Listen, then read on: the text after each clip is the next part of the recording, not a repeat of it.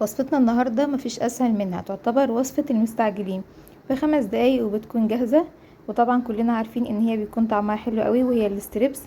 بس اللي بيفرق في الستريبس هو التتبيلة. النهاردة نعمله بتتبيلة سهلة وبسيطة، وكمان طعمها تحفة، بتودي الستريبس في حتة تانية خالص، بتديله كده طعم مميز وبتخليه يستوي بسرعة. وكمان هنعمله كفر سهل وبسيط، وبيخلي كمان الطعم من بره مقرمش، وبيكون كمان من بره طعمه حلو، زي كمان ما بيكون طعمه حلو من جوه. شايفين ازاي لونه طالع حلو معانا، وكمان طعمه بيكون احلى. تعالوا نشوف الستريبس القمر ده عملناه ازاي، وايه مكوناته وايه طريقته. بس قبل ما نبدأ الفيديو ما تنسوش اللايك والشير وتشتركوا في القناة وتفعلوا الجرس. ويلا نقول بسم الله. اول حاجة معايا بصلاية صغيرة، انا بشرتها ناعم كده، قطعتها ناعم، تقدروا تعملوها بالمبشرة. معلقة صغيرة ملح. هقلب الملح كده كويس في البصل واسيبه على جنب، انا عايزاه ينزل كل المية بتاعته. وابتدي في الاستريبس. عندي نص كيلو من الاستريبس. ممكن تجيبي صدور فراخ وتقطعيها كده بالطول، مش لازم تشتريه جاهز. ضفت عليهم معلقة صغيرة من الملح، معلقة صغيرة من البابريكا، معلقة صغيرة من بهارات الفراخ، نص معلقة صغيرة من الثوم البودر، ربع معلقة جنزبيل. واضيف عليهم عصير ليمونتين، واضيف عليهم علبة كده من الزبادي. ممكن تحطي ربع كوباية من اللبن او ربع كوباية من اللبن الرايب. وهنقلبهم كويس قوي مع بعض لحد كل المكونات ما تتخلط معايا، والبهارات تغلف كده الستريبس عندي. هديلها بس كده تقليبة، وبعدين هضيف عليهم معلقة ونص من الخل،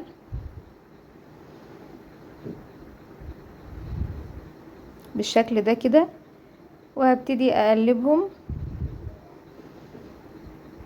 انا عايزة الستريبس يشرب التتبيلة كلها. هديله كده تقليبة، وهضيف اخر حاجة معايا البصل اللي كنت حاطاه على جنب نزل ميته.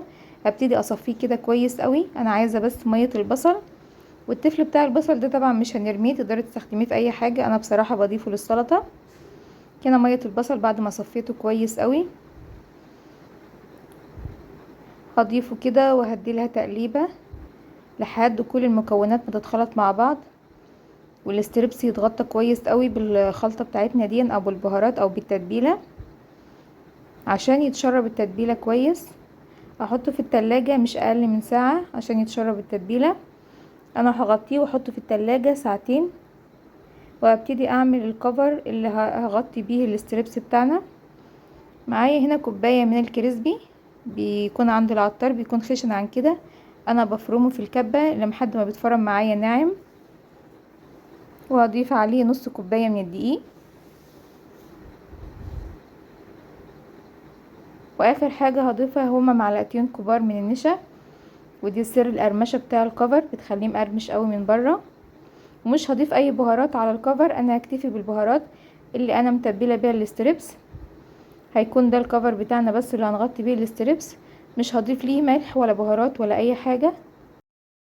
كمان الكريسبي بيكون له طعم مميز كده للكفر، مش بيحتاج اي بهارات، وكمان بيدي لون حلو قوي، مش بيخلي الكريسبي يكون لونه غامق، بالعكس بيكون لونه فاتح وحلو. هقلب كده كل المكونات مع بعض لحد ما تتخلط معايا. وهنا الستريبس بعد ما طلعته من التلاجة بعد ما شرب التتبيله كويس قوي،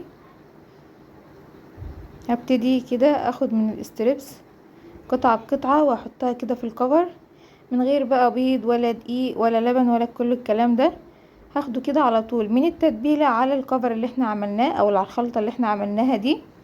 هغلفها كويس قوي من كل الجوانب كده، واضغط عليها عشان تتغطى كويس قوي من كل الجوانب كده، وادخل كمان التتبيله في كل الفتحات بتاعته، وكمان الكفر يدخل في كل الفتحات بتاعته كده. بيدي شكل حلو، وكمان بيساعده على التسوية، مش بيكون نايم من جوه. هعمل كمان واحدة بالشكل ده كده، هخرجه من التتبيلة على طول على الخلطة بتاعتنا دي كده، وهقلبه فيها كويس قوي، واحاول ادخل الكفر كده في كل الفتحات بتاع القطعة اللي معايا. هتبقى معايا كده بالشكل ده، واحطها كده على صينية. هعمل كل الكمية بالطريقة دي.